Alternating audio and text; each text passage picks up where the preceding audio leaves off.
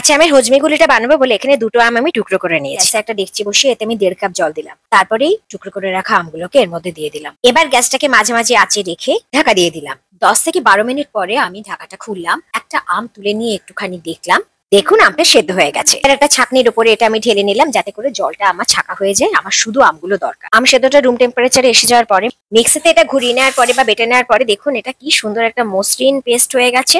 এবার গ্যাসে একটা প্যান বসিয়ে আমের এই যে মসৃণ কাঠ বা পাল্পটা ঢেলে দিলাম সেই প্যানে।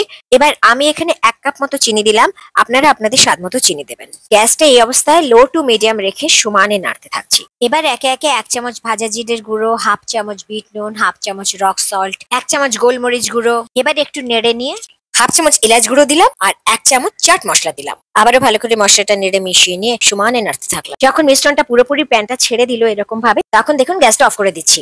এবার একটা প্লেটে সাদা তেল বা রিফাইন্ড অয়েল বুলিয়ে নিয়ে মিশ্রণটা গরম অবস্থাতেই ঢেলে দিলাম। এরকম মিহি গুঁড়ো হয়ে গেল। গুঁড়ো চিনিটা একটা প্লেটে আমি ঢেলে নিলাম। মিশ্রণটা যখন হালকা গরম, হাত দিয়ে ধরা যাবে সেরকম গরম, তখন হাতে একটু গুঁড়ো চিনি বুলিয়ে এটা দেখুন এরকম গোল গোল বলের মতো করে নিচ্ছি। এভাবে আমি বলগুলো করে নিচ্ছি। এবার সবকটা বল হয়ে যাওয়ার পরে কাঁচা আমের হজমিগুলোকে একটা একটা করে এই চিনির গুঁড়োতে গড়িয়ে নিচ্ছি বা ঘুরিয়ে নিচ্ছি। ঠিক এইভাবে টক মিষ্টি কাঁচা আমের হজমিগুলি তৈরি। ভালো থাকুন, ধন্যবাদ।